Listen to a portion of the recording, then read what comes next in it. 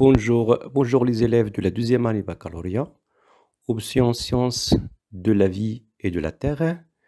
Nous sommes toujours à la série 1 de chapitre transformation lent et rapide, facteurs cinétiques. On est à la troisième exercice titulaire quantité de matière et tableau d'avancement. Le diode I2 réagit avec les ions thiosulfate S2O3- pour former des ions iodure I- et des ions tétrathionate S4O6O2-.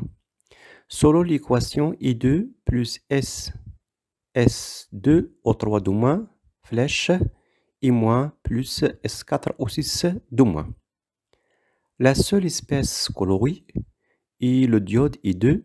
Initialement, le système chimique contient 3,01 millimoles de diode et 5,0 millimoles d'ion thiosulfate.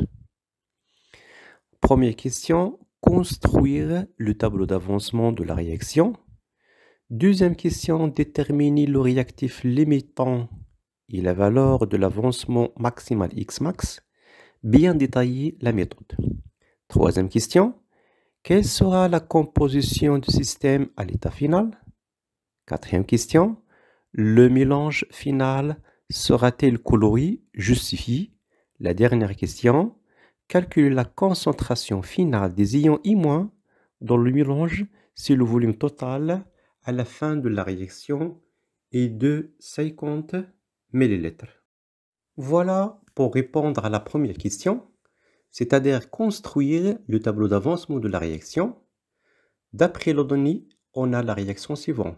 I2 plus S2O3- flèche I- plus S4O6-.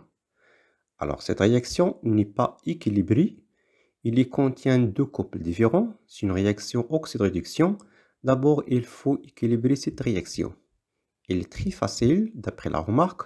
Je multiplie par 2 S2O3- et je multiplie aussi par 2 I-. Donc, on garde les deux lois pour vérifier. Donc, le nombre d'atomes du iode I2, 2. Le soufre C4 égale 4. Oxygène C6 égale 6.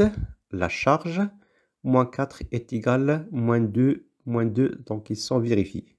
Donc, l'équation, d'abord, il est équilibré. On a le droit de faire le tableau d'avancement. Alors, d'après les données, on a la seule espèce colorée et le diode I2.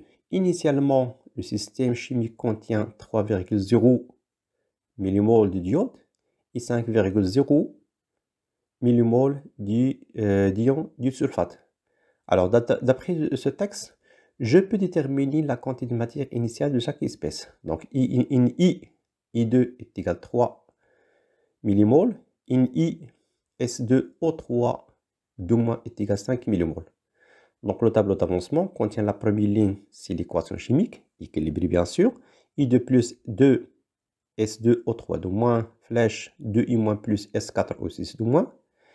Deuxième ligne, c'est l'état. Donc, on part de l'avancement X. La quantité de matière à tout instant en millimoles. État initial, l'avancement est égal à 0. Donc, 3, 5, 0, 0. Intermédiaire, donc l'avancement c'est X. Donc, 3 moins X, 5 moins 2 fois X. Donc, le coefficient symétrique c'est 2. 2X, donc le coefficient c'est 2. X. L'état final, je remplace X par X max. Donc, ça donne 3 moins X max. 5 moins 2x max, 2x max, x max. Deuxième question, c'est déterminer le réactif limitant et la valeur de l'avancement maximal x max et bien détailler la méthode.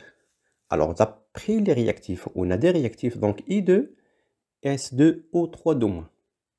Donc, d'après le tableau d'avancement, 3 moins x max, 5 moins 2x max. Alors, supposons I2, c'est le réactif limitant. Je résoudre l'équation 3 moins x max 1 est égal à 0. Donc, x max 1 est égal à 3 millimoles. Supposons maintenant S2O3-, c'est le réactif limitant.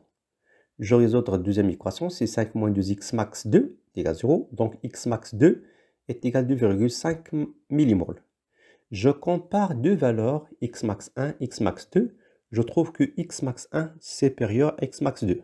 Donc on prend de petites valeurs. Donc x max 2 est égal à 2,5 millimoles. C'est la valeur de l'avancement maximal. Donc x max est égal à 2,5 millimoles.